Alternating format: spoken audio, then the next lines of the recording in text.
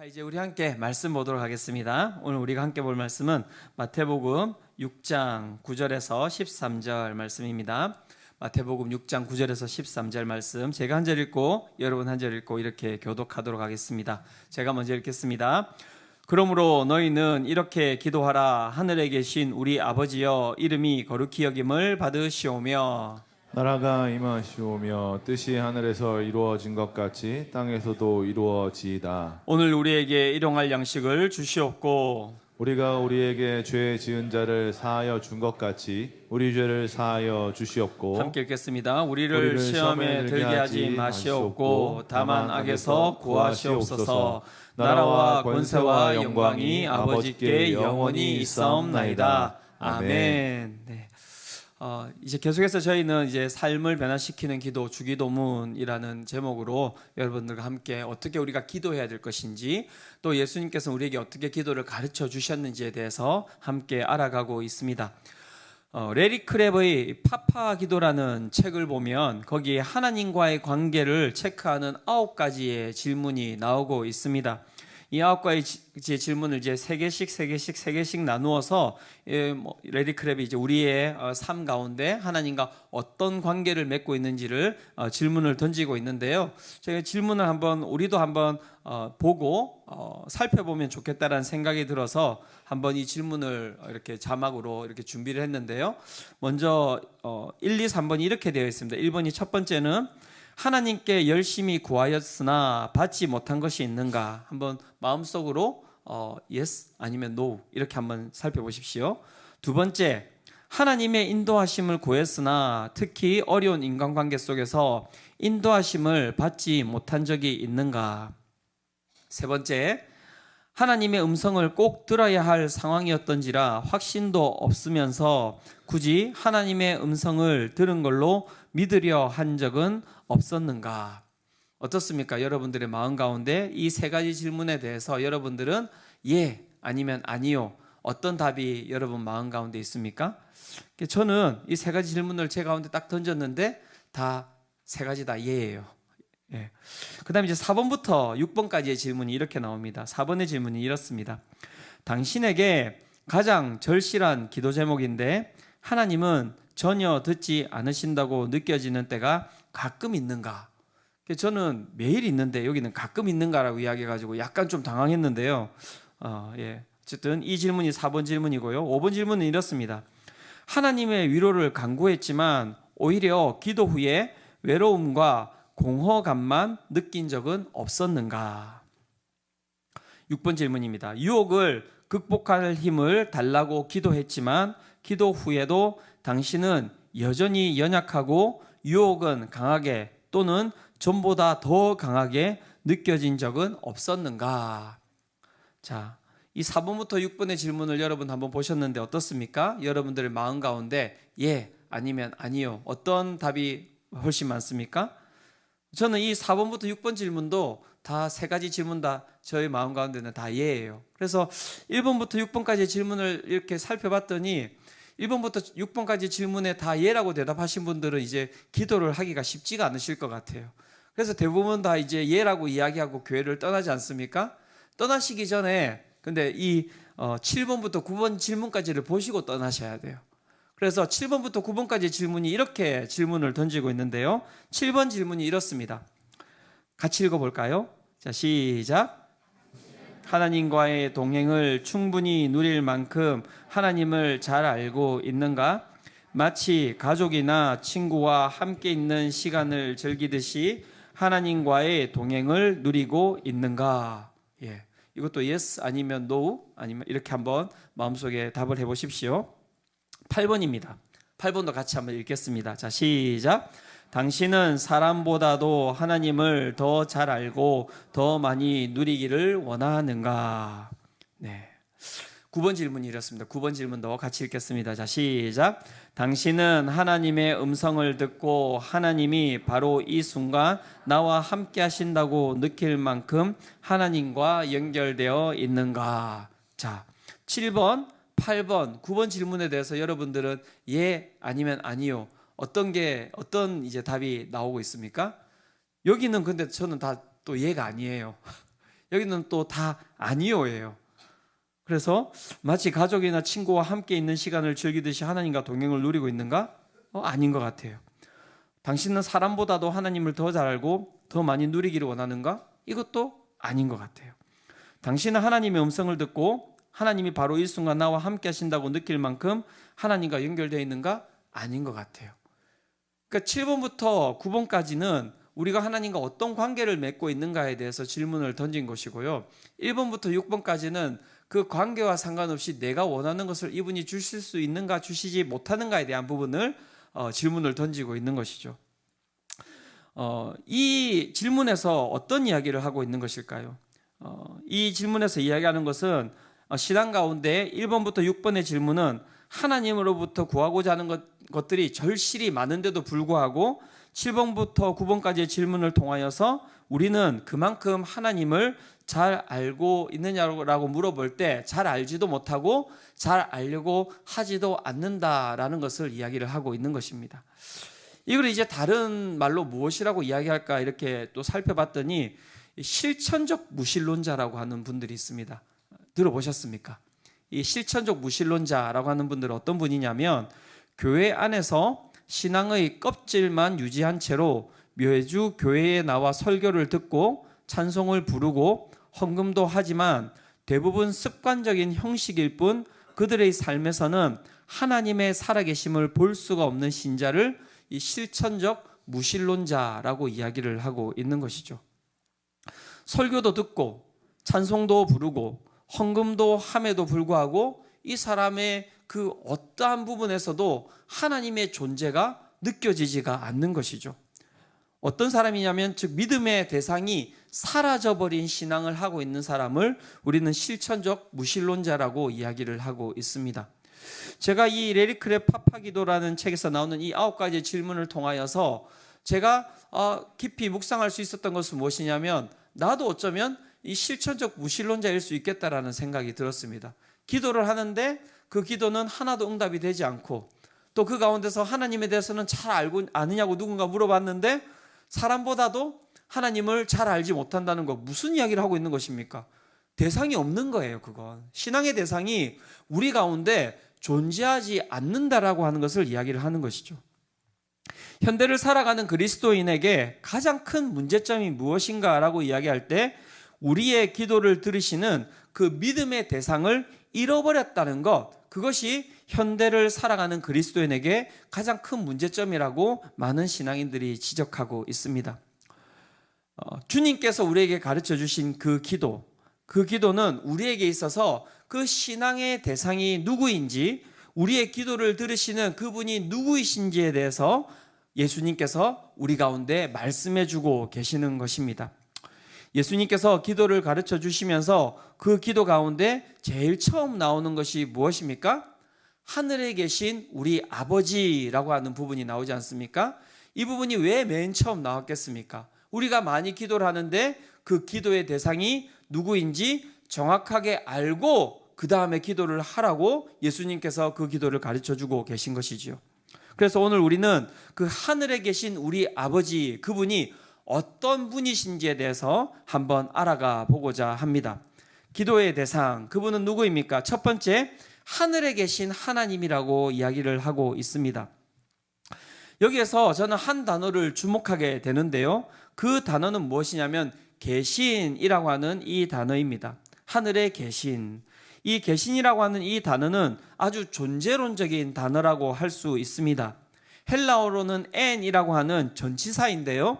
이 en이라고 하는 이 전치사는 어디에 쓰이는가라고 할 때 공간적인 전치사, 그 다음에 시간적인 전치사로 쓰이고 있다고 이야기를 합니다. 그래서 이것은 우리가 믿는 하나님이 우리와 함께 공간과 시간을 공유하고 계시는 실제적인 분이라는 것을 드러내는 단어, 이것이 바로 계신이라고 하는 단어라고 할 수 있습니다. 여러분들의 시간과 공간에는 하나님이 계십니까? 어떻습니까? 우리의 작은 일상 가운데, 우리의 작은 공간 가운데, 우리의 작은 그 하나하나의 시간 가운데 하나님이 계시는 것을 우리는 발견할 수 있습니다. 식사하기 전에 여러분 어떻게 하십니까? 그냥 드시는군요. 네. 식사하시기 전에 기도하시잖아요. 그죠? 직장 가서도 잠시 이렇게 눈을 감고 이렇게 기도하시잖아요. 그죠? 이렇게 손을 모은 척 하지만 안 모으고 이렇게, 그죠? 네. 그 다음에 아침에 일어나서도 여러분 어떻게 하십니까? 아침에 일어나서 큐티책을 펴시면서 이렇게 묵상을 하시지 않습니까? 하나님께서 그 공간 가운데, 그 시간 가운데 함께하고 계신 것이지요. 또한 주일에 이렇게 아침을 깨워가지고 여기까지, 이 시골에까지 왜 나오셨어요? 그죠? 네, 그것은 이 공간 가운데, 이 시간 가운데 하나님께서 우리와 함께하고 계시기 때문에 우리가 여기에 나온 것 아닙니까? 두세 사람이 모여서 함께 기도하는 그곳에 누가 계신다고 하셨습니까? 하나님께서 계신다고 이야기를 하셨습니다. 제가 이번 주에 이제 그 코엑스를 다녀왔거든요. 신방을 하러. 시골 사람이 오랜만에 코엑스를 갔더니 별마당으로 오라고 했는데 별마당이 어딘지 몰라가지고 한참 헤맸습니다. 그래서 근근히 이제 찾아서 이렇게 가서 이렇게 신방을 하고 같이 식사를 하고 이제 또 별다방 가서 함께 이제 차를 마시고 그렇게 하고 이제 마무리를 할 때 신방으로 왔잖아요. 어떻게 마무리해야 됩니까? 기도로 마무리해야 되는 거죠. 사람들이 그 시간에 이제 점심시간이니까 얼마나 가득 찼겠어요. 가득 차 있는데 이제 앞에서 앉아서 이제 그럼 기도할까? 라고 할 때는 항상 저는 제 마음 가운데 두 가지 마음이 있습니다. 그냥 갔었어야 되는 건가? 아니면 기도를 해야 되는 건가? 할 때마다 사람이 이제 이렇게 그 뭐라고 할까요? 시선이 느껴질 때가 있거든요. 그래도 그 사람이 많은 곳에서 이제 신방하는 분하고 함께 같이 이렇게 기도를 하고 이렇게 나왔습니다. 중요한 것은 무엇입니까? 하늘에 계신 우리 아버지라고 할 때 계신 그 하나님은 어디에 계십니까? 그 별다방에 그 테이블에 그 신방 대상자와 함께 기도하는 그 순간에 그 공간 가운데 하나님께서 계신 것입니다. 하나님은 우리 가운데 이렇게 함께하고 계십니다. 믿으십니까? 예. 그렇다면 좀 더 구체적으로 이 계신다라고 하는 이 단어 앞에 어떠한 단어가 있습니까? 하늘에라고 하는 단어가 붙어 있는데 하늘에 계신 하나님은 도대체 그럼 어디에 계신 분인가에 대해서 우리가 알아야 되겠죠. 그죠? 이 하늘에라고 하는 이 단어는 여기에서는 단수로 나옵니다. 단수. 하지만 헬라어를 살펴보면 이 단어는 복수입니다. 하늘들에 계신 하나님이라고 이야기를 하고 있습니다. 바울 시대와 그 다음에 유대 민족의 고대 시기에는 하늘을 여러 개로 구분하는 개념이 유행했습니다. 그래서 여기에는 이제 유대인들은 세 개의 하늘을 갖다가 이야기를 하고 있습니다. 첫 번째 하늘은 무엇이냐면 새들이 날아다니는 우리가 보고 있는 이 창공, 구름이 떠다니는 창공이 첫 번째 하늘이라고 이야기를 하고 있고요. 두 번째 하늘은 무엇이냐면 우리가 이야기하죠. 공중에 권세 잡은 자 이런 얘기하지 않습니까? 그래서 그 마귀가 장악하고 있는 이 공중 이것을 갖다가 두 번째 하늘이라고 이야기를 하고 있습니다. 세 번째 하늘은 어떠한 피조물의 그 악도 범접할 수 없는 거룩하고 영광스러운 곳 그것을 갖다가 세 번째 하늘이라고 이야기를 하고 있습니다. 자, 그러면 제가 여러분들한테 물어보겠습니다. 하나님은 이 세 하늘 가운데 어디에 계시겠습니까? 1번 아니면 2번 아니면 3번? 예? 예. 맞습니다. 예. 하나님께서는 이 1, 2, 3 하늘 다 온 천지에 충만하신 분이 바로 하나님이십니다. 즉 하늘에 계신 우리 아버지여라고 이야기를 할 때 하늘에 계십니다라고 하는 것은 그냥 우리와 멀리 떨어져 있는 우리가 접근할 수 없는 우리가 동행할 수 없는 그런 곳이 아니라 하나님께서는 그 먼 곳에도 계시기도 하겠지만 우리 이곳에 있는 이 모든 천지 만물을 이렇게 충만하게 채우시는 이 공간 가운데 함께하고 계시다라고 이야기를 하고 있는 것입니다. 즉 인간이 상상할 수 있는 모든 곳에 인간이 상상할 수 있는 그 모든 것이 세 가지 하늘이었거든요. 인간이 상상할 수 있는 그 모든 곳에 존재하시는 분이 하나님이라고 말씀하고 있는 것입니다.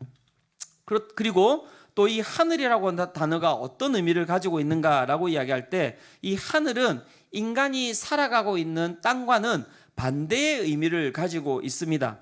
땅은 어떤 곳입니까? 땅은 인간의 한계를 갖다가 표현하는 것입니다.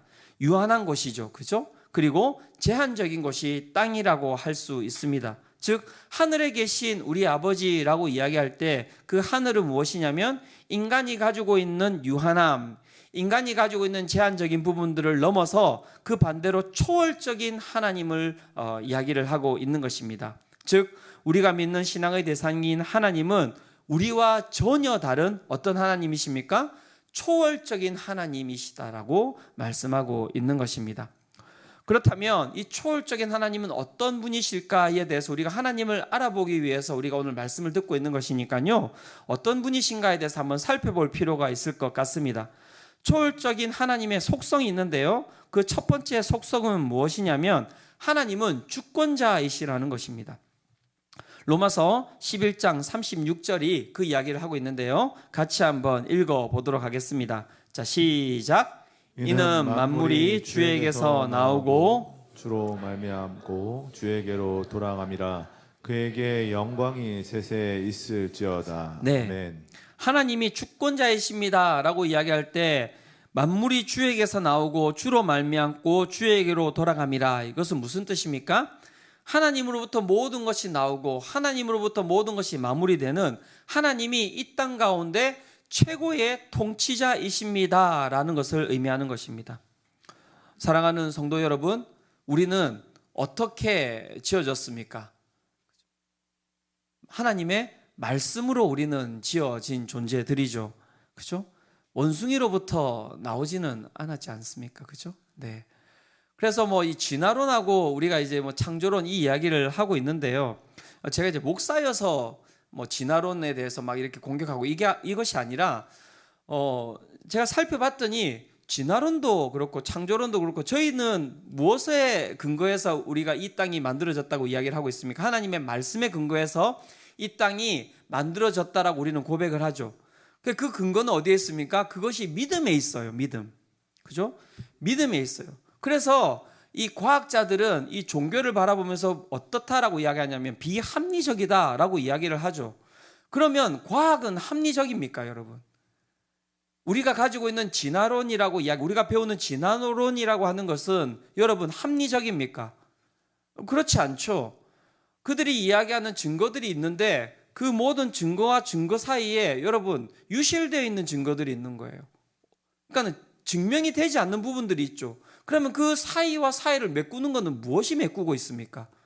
거기에도 믿음이 메꾸고 있는 거예요.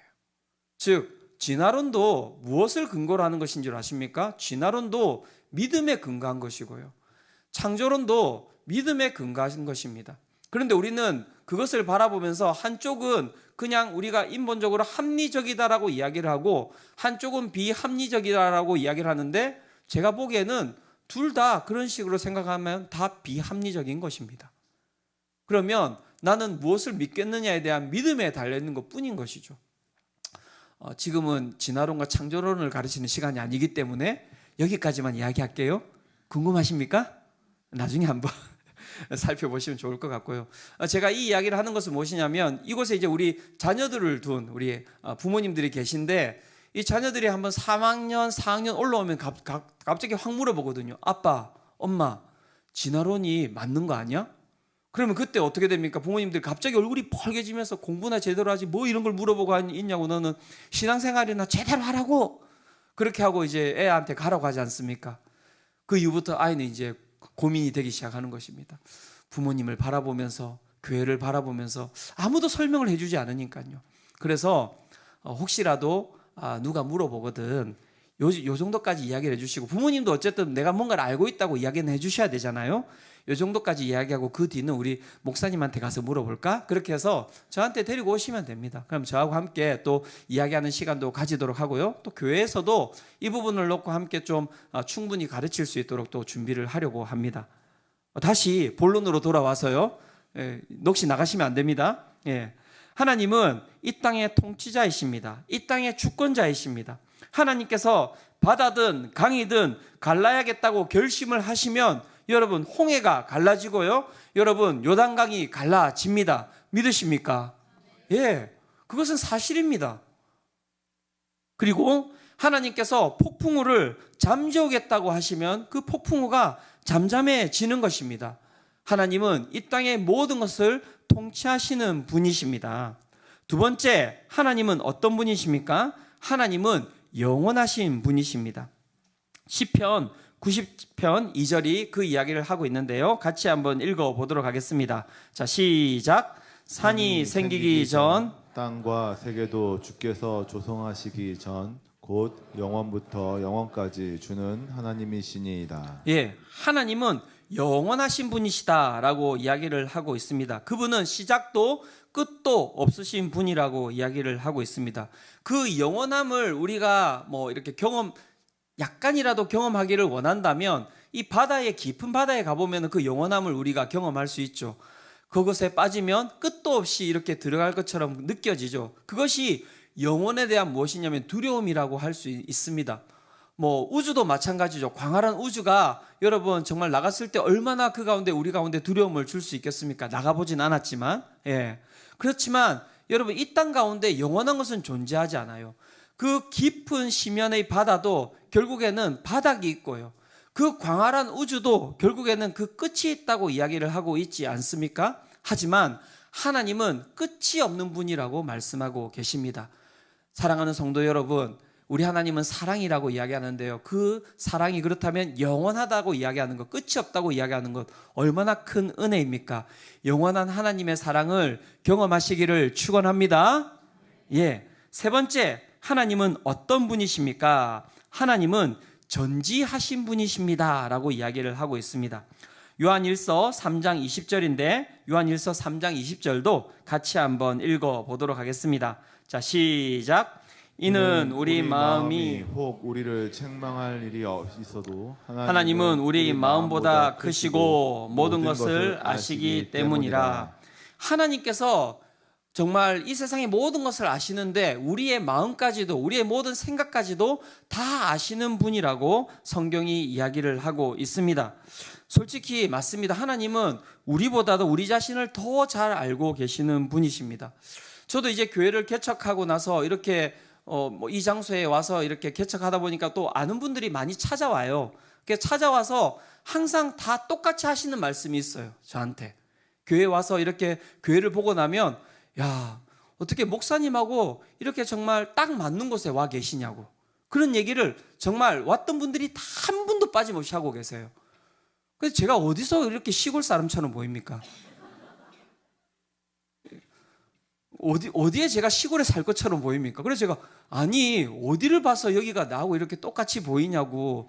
나는 정말 이렇게 참 이렇게 그렇지 않나요? 그죠? 네.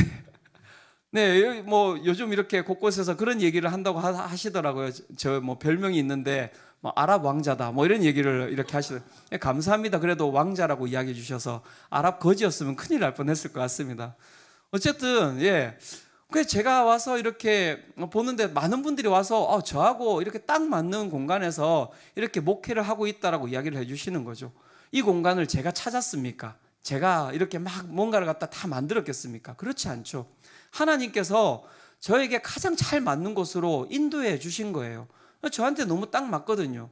저희 교육자들이 너무 힘들어하기는 하지만은 밖에 또 통나무 또 와 있는 거 보셨죠? 네, 여러 가지 것들이 항상 지금 교회가 추가되고 있습니다. 예, 저한테 딱 맞아요. 예. 그리고 뭐 성도 여러분들도 마찬가지 아닙니까? 저하고 딱 맞지 않습니까, 여러분? 안 맞아요? 다른 분 모셔오면 됩니까? 예, 딱 맞지 않습니까? 저도 딱 맞는 성도님들을 만난 거고요. 여러분도 딱 맞는 그 교육자를 만난 거 아닙니까? 예, 하나님께서 우리를 가장 잘 아시고 이곳에 불러주신 것이죠.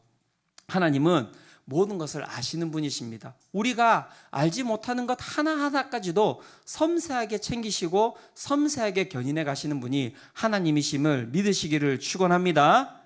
예, 네 번째, 하나님은 어떤 분이십니까? 라고 이야기할 때 하나님은 모든 곳에 계신 분이라고 말씀이 이야기를 하고 있습니다. 시편 139편 7절과 8절인데요. 같이 한번 읽어보겠습니다. 자, 시작. 내가 주의 영을 떠나 어디로 가며 주의 앞에서 어디로 피하리까? 내가 하늘에 올라갈지라도 거기 계시며 수월에 내 자리를 펼지라도 거기 계시니이다. 하나님은 모든 곳에 계시는 분이십니다. 그래서 여러분들이 아무리 하나님을 떠나려고 해도, 여러분들이 아무리 도망을 가려고 해도 여러분 절대 도망갈 수가 없어요. 절대 숨을 수도 없습니다. 사랑하는 성도 여러분. 그래서 그 많은 이제 우리 청년들을 둔 부모님들이 와서 막 이렇게 이야기를 하시거든요. 우리 아이가 정말 신앙생활을 하지 않는데 목사님 어떻게 하면 좋을까요? 이런 얘기를 많이 물어보십니다. 그럼 제가 꼭 그렇게 이야기 드립니다. 그냥 두십시오. 하나님께서 그를 붙잡고 있으니까 어디를 가든지 무엇을 하든지 어차피 돌아올 것이니까는 걱정하지 마시고 그냥 아이가 나는 안 믿어 이렇게 하면 그래 믿지 마 가 이렇게 담대하게 이야기를 해주시라고요. 근데 담대하게 이야기를 잘 못하시더라고요. 자, 따라하십시오. 알았다. 잘 가라. 네, 그렇게 이야기를 하시면 됩니다. 걱정하지 마십시오. 하나님 앞에 붙들려서 반드시 엉엉 울면서 돌아올 줄로 믿습니다. 여기 지금 엉엉 울며 돌아온 사람들 있잖아요, 청년들. 그죠? 예.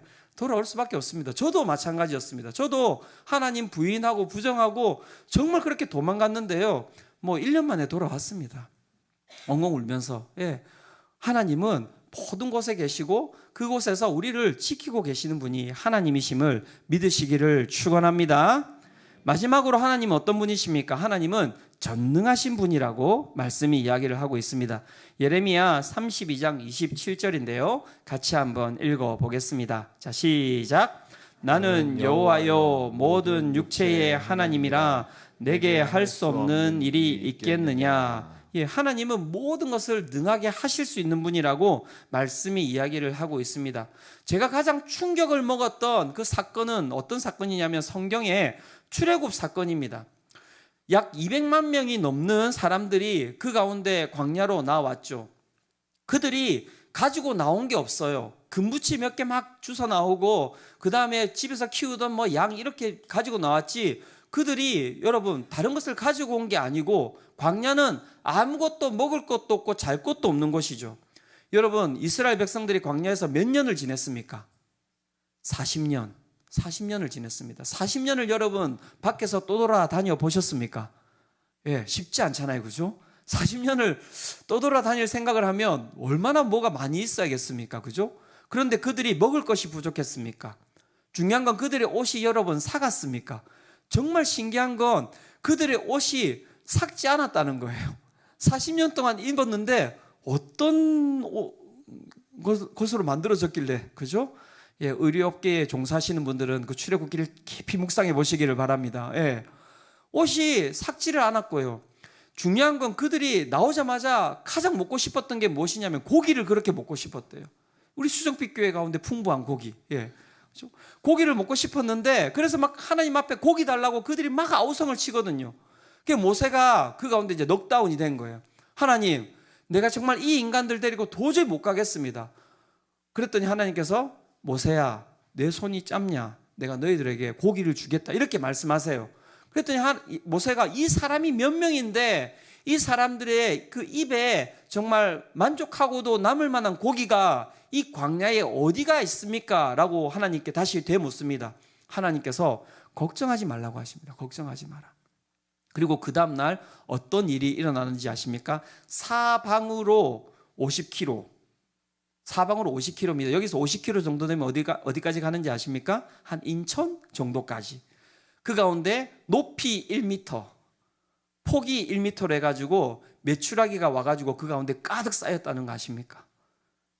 고기가 그만큼 쌓였다. 그래서 그들이 먹고 배가 터질 만큼, 예, 그렇게 하고도 남았다라고 이야기를 하십니다. 하나님은 여러분 깔짝깔짝 이렇게 주지 않으세요. 이거 하나님이 주신 건가? 주시지 않은 것인가? 그렇게 주시지 않으세요. 항상 차고 넘치게 주십니다. 그래서 이건 하나님이 주신 것입니다 라고 고백할 수밖에 없을 만큼 하나님께서는 우리 가운데 능력으로 임하십니다. 믿으십니까? 예, 그 하나님이 바로 능력의 하나님이라고 우리 가운데 말씀하고 있는 것입니다. 하나님은 어떤 하나님이십니까? 하나님은 이 땅의 통치자이십니다. 하나님은 영원하십니다. 하나님은 전지하십니다. 하나님은 무소부지하십니다. 하나님은 전능하십니다. 하늘에 계신 우리 아버지라고 이야기할 때 그 하늘에 계신 하나님이 이러한 하나님이라고 성경이 이야기를 하고 있는 것입니다. 사랑하는 성도 여러분, 이 하나님께 기도를 가지고 나아가시기를 축원합니다. 하나님께서 여러분 가운데 계실 것입니다. 여러분 가운데 그 초월적인 존재가 여러분들의 기도를 들어주실 것입니다. 믿음으로 나아가시기를 축원합니다. 중요한 건 근데 무엇이냐면 우리가 그 하나님을 너무 멀리 생각하고 있다는 거예요. 그래서 예수님께서 그 가운데 하늘에 계신 하나님으로 끝을 내지 않고 그 가운데 어떤 단어를 붙이고 있습니까? 하늘에 계신 누구요? 우리 아버지라는 단어를 붙이고 있는 것입니다. 하나님은 우리 가운데 어떤 분이십니까? 그분은 우리 가운데 아빠가 되시는 하나님이라고 말씀이 이야기를 하고 있습니다. 주기도문의 첫 번째 단어는 한글에서는 하늘에 계신으로 시작이 되지만요, 헬라어 어순으로 보면은 가장 먼저 나오는 단어가 무엇이냐면 파테르라고 이야기하는 아빠라는 단어가 가장 먼저 나오고 있습니다. 이 파테르라는 단어에 대해서 신학자 김세훈 목사님이 이렇게 이야기를 하고 있습니다.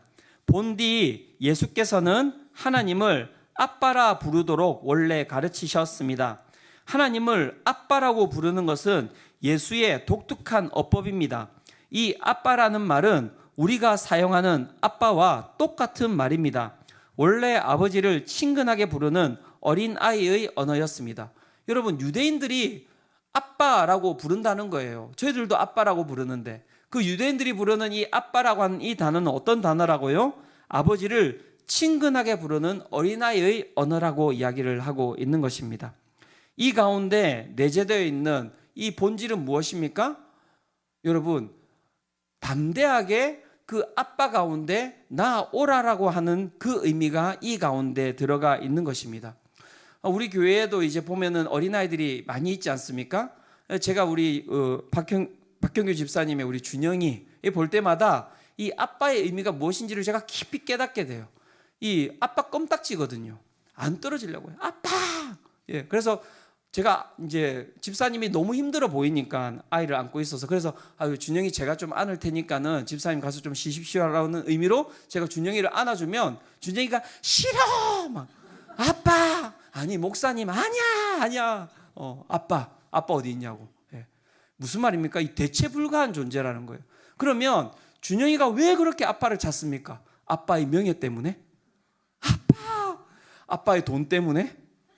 아빠의 재산 때문에? 여러분 어떻습니까? 왜 준영이는 그렇게 우리 박형규 집사님을 찾을까요? 그 존재에 그냥 나를 갖다가 다 이렇게 품어줄 수 있다라고 생각되는 그 존재 하나만으로 아빠를 찾고 있는 거예요. 나의 어떠한가는 상관없어요. 그 아빠가 나를 안아주시는 거예요. 하늘에 계신 우리 아버지라고 이야기할 때 우리는 기도하면서 수많은 생각을 하면서 하나님께 나아가죠. 이건 들어주실까? 이건 들어주지 않으실까? 나는 어떤 생각을 가지고 나아가지? 여러분, 그 생각을 좀 내려놓으세요. 하나님은 아빠가 되신다고요. 그래서 한번 해볼까요? 우리 준영이처럼. 자, 하나, 둘, 셋 하면 아빠 한번 소심하게 한번 해볼까요? 하나, 둘, 셋. 예, 그렇죠? 예, 여러분 참 쉽지 않은 단어죠. 잘 나오지도 않는 단어이죠, 그렇죠? 하지만 하나님께서는 우리 가운데 아빠가 되신다고 이야기를 하고 계십니다. 어떤 존재도 어떤 장애물도 그 하나님과 우리 사이에는 여러분 거하지 않는 것입니다. 어떤 장애물도 없는 거예요. 그러한 본문을 갖다가 우리가 살펴볼 수 있는데 누가복음 15장 19절에서 23절이 아빠와 그 아들과의 관계가 어떤 관계인지에 대해서 이야기를 해주고 있습니다. 제가 한 절 읽고 여러분 한 절 읽고 이렇게 교독하도록 하겠습니다. 제가 먼저 읽겠습니다. 지금부터는 아버지의 아들이라 일컬음을 감당하지 못하겠나이다. 나를 품꾼의 하나로 보소서 하리라 하고 이에 일어나서 아버지께로 돌아가니라. 아직도 거리가 먼데 아버지가 그를 보고 측은히 여겨 달려가 목을 안고 입을 맞추니 아들이 이르되 아버지 내가 하늘과 아버지께 죄를 지었사오니 지금부터는 아버지의 아들이라 일컬음을 감당하지 못하겠나이다 하나 아버지는 종들에게 이르되 제일 좋은 옷을 내어다가 입히고 손에 가락지를 끼우고 발에 신을 신기라. 함께 읽겠습니다. 그리고 살진 송아지를 끌어다가 잡으라. 우리가 먹고 즐기자. 자, 이게 여러분들이 잘 아는 탕자의 이야기입니다. 탕자는 왜 탕자입니까? 여러분, 아빠를 갖다가 버렸기 때문에 탕자예요. 그리고 자신의 힘으로 살아보겠다라고 열심히 산 거예요. 그리고 그 결과는 무엇입니까? 그의 유한한 모든 재산이 다 여러분 낭비되고 끝이 나 버린 것이죠. 그리고 그가 이제 그의 무한하신 아버지에게로 그가 발길을 돌리게 됩니다. 그러면서 그 마음 가운데 어떠한 마음이 있었습니까? 내가 아버지께 가서 이제는 더 이상 아버지라고 하지 아니하고 품꾼의 하나로 나를 갖다가 받아달라고 하겠다라는 그 마음을 가지고 아버지께 간 거예요. 근데 아버지께로 딱 걸어가는데 20절에 보면 어떤 이야기가 나옵니까? 이에 일어나서 아버지께로 돌아가니라. 아직도 거리가 먼데 아버지가 그를 보고 측은히 여겨 달려가 목을 안고 입을 맞추니. 여러분, 원래는 그가 보이면 때려야 돼요. 죽여야 되는 겁니다. 어떻게 보면. 그런데 아버지가 어떻게 하고 있습니까? 그 아들의 모습을 보면서 달려가고 있는 거예요. 달려가서 목을 안고 입을 맞추고 있는 겁니다. 그리고 뭐라고 이야기하고 있습니까? 제일 좋은 옷을 내어다가 입히고 손에 가락지를 끼우고 발에 신을 신기라. 그리고 살찐 송아지를 끌어다가 잡으라. 우리가 먹고 즐기자. 아들이 어떤 모습이든지 상관없이 이 아빠는 그 아들이 온 것만을 가지고 기뻐하고 있는 모습을 우리가 볼 수 있는 거예요. 그런데 아들이 어떻게 대하고 있습니까? 아들이 이르되 아버지, 내가 하늘과 아버지께 죄를 지었사오니 지금부터는 아버지의 아들이라 일컬음을 감당하지 못하겠나이다 하나. 아빠가 아니에요. 이거는 하나님께서는 우리를 아빠로 우리를 그 아버지로, 그렇죠? 존재하기를 원하십니다. 우리 가운데. 그래서 우리가 그 아빠를 부르면서 그 가운데 찾아오기를 원하고 계신 것입니다. 그런데 우리는 항상 어떻습니까? 내가 가지고 있는 죄, 내가 가지고 있는 두려움, 내가 가지고 있는 불신으로 항상 우리는 아버지를 대하고 있는 것이죠. 사랑하는 성도 여러분, 오늘 우리가 가지고 있는 그 모든 장애물들을 이 시간 제거하고 아빠 아버지 되시는 하나님께로 나아가시는 은혜가 함께 하시기를 축원합니다. 예, 다른 거 없어요. 다른 거 없습니다. 그 앞에 있었던 그 9가지 질문 중에서 그 7번과 8번과 9번 질문을 한번 이렇게 보여주시겠습니까? 7번과 8번과 9번의 질문. 다시 한 번 더 제가 질문을 던집니다. 7번의 질문이 이렇습니다. 당신은 하나님과의 동행을 충분히 누릴 만큼 하나님을 잘 알고 있는가? 마치 가족이나 친구와 함께 있는 시간을 즐기듯이 하나님과의 동행을 누리고 있는가? 8번의 질문입니다. 당신은 사람보다도 하나님을 더 잘 알고 더 많이 누리기를 원하는가? 9번입니다. 당신은 하나님의 음성을 듣고 하나님이 바로 이 순간 나와 함께 하신다고 느낄 만큼 하나님과 연결되어 있는가? 사랑하는 성도 여러분, 하나님과 관계를 맺고 있으면 되는 거예요. 그러면 그 하나님의 통치권이, 그 하나님의 전지전능하심이 그냥 우리 가운데 누릴 수 있는 은혜로 주어지는 것입니다. 하나님과 관계를 맺으십시오. 하나님을 기뻐하십시오. 하나님을 사랑하십시오. 하나님을 더 알아가기 위해서 여러분 그 은혜의 보좌 앞으로 담대히 나아가시기를 축원합니다. 90일 성경 통독이 여러분 무엇이라고 생각하십니까? 또 성경 통독 이야기를 하네. 그렇게 생각하지 마시고요. 거기는 하나님을 알아가는 장소입니다. 그런데 많은 분들이 이런 얘기를 해요. 목사님 이래서 안 되는데요. 장가도 가야 하고요. 소도 사야 하고요. 농가 밭에 나가서 정말 할 일이 많아서 제가 이게 안 되는 것 같습니다. 여러분, 하나님을 사랑하십니까? 하나님을 아빠로 두셨다면 그 시간을 내어서 하나님께로 나아가 보십시오. 여러분들의 시간을 하나님께서 주장하실 줄로 저는 믿습니다. 여러분들의 그 모든 과정 삶을 하나님께서 저는 보호하실 줄로 믿습니다. 그것을 우리가 누려야 되는 것입니다. 이 수정빛 교회 장소도 마찬가지입니다. 여러분, 이 장소를 누가 주셨다고요? 하나님께서 주신 거예요. 이 장소를 하나님께서 주셨습니다. 그래서 저는 이 장소가 하나님과 우리 성도들이 마음껏 교제하는 은혜의 장소라고 생각을 하고 있거든요. 그래서 에덴 동산 같이 항상 이렇게 잘 꾸미면서 살아가려고 합니다. 이번에 이제 이 교회에서 야외에 웨딩을 할 거예요. 4월 8일입니다. 네, 가능할까요? 예. 그래서 저는 이 공간이 하나님께서 주신 아름다운 공간이라고 생각하고, 일단은 결혼하는 두 사람도 좀 무모했지만 저도 무모하게 질렀습니다. 야외 웨딩에 여러분 준비의 99%는 자연이 하는 거예요. 아시죠? 우리가 손댈 수 없는 겁니다. 어떻게 우리가 날씨를 어떻게 하겠습니까? 바람을 어떻게 하겠습니까? 환경을 어떻게 하겠습니까? 그래서 야외 웨딩 하는 겁니다. 기도해 주시기 바랍니다. 네. 하나님께서 4월 8일 날 화창한 하늘과 바람이 불지 아니하고, 그 다음에 그 가운데 정말 오는 많은 사람들이, 또 결혼하는 우리 정말 그 청년들이 정말 추억에 남는 그 하나님을 경험하리라고 저는 믿습니다. 예. 그럼 관계 가운데서 나오는 믿음이에요. 관계 가운데서. 하나님 아시죠? 안 되면 저 망하는 거예요. 네. 이걸 이 이야기를 할까 말까 좀 고민이 들었어요. 말했다가 목사님의 믿음이 그거밖에 안 됩니까? 네, 이제 지르는 겁니다. 저는. 네. 하나님이 4월 8일 하나님께서 이곳 가운데 함께 하심을 드러낼 줄로 믿습니다. 전지전능하신 하나님, 통치자이신 하나님께서 이 공간을 많은 사람들이 와서 쉬는 공간으로 저는 만들어 주실 줄 믿습니다. 여러분 도전하십시오. 아빠, 날씨, 아빠, 바람, 도전하십시오. 아빠, 내가 90일 성경 통독하려고 하는데 시간이 없다고요. 내가 이 시간 빼고 할 테니까 집중력 주실 거죠? 제 모든 일 가운데 하나님께서 형통의 역사를 불러일으켜 주실 거죠? 저는 하나님 믿고 아빠를 믿고 저는 성경 통독하러 갑니다. 여러분 어떤 도전도 안 하는데 아빠의 능력이 어떻게 드러납니까? 도전하셔야 돼요. 믿음으로 나아가셔야 됩니다. 히브리서 4장 16절이 이렇게 이야기하고 있습니다. 마지막으로 이 말씀 우리가 읽고 오늘 예배를 마무리하고자 하는데요, 함께 읽어보도록 하겠습니다. 자, 시작.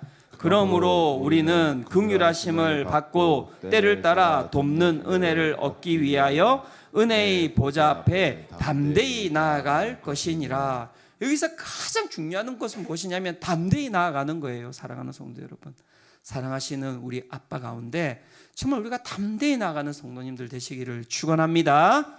이 시간 우리 함께 기도하며 찬양하며 기도하며 나가기를 원합니다. 나의 안에 거하라. 하나님께서 우리 가운데 하시는 말씀입니다. 내 안에 좀 거하면 안 되겠니? 나하고 관계를 맺으면 안 되겠니? 하나님, 저는 장가도 가야 하고요, 소도 사야 하고요, 농가 밭에 나가서 정말 할 일이 많습니다. 아니, 그게 중요한 게 아니야. 나하고 관계를 맺으렴. 그 가운데 너의 생명이 있고 너의 삶이 있는 것이란다. 내가 너의 모든 것을 다 책임져 줄 수 있는 존재란다. 내가 너의 아빠가 된다니까. 도대체 어디에서 너는 그 힘을 얻고 살아가고 있니? 하나님께서 우리에게 지금 답답해서 말씀하고 계신 거예요. 신앙은 아빠 되시는 하나님을 만나는 시간입니다. 여러분 두려워하지 마시고 주님께 나아가십시오. 이 시간 우리 함께 이 찬양 드리며 주님께 나아가도록 하겠습니다.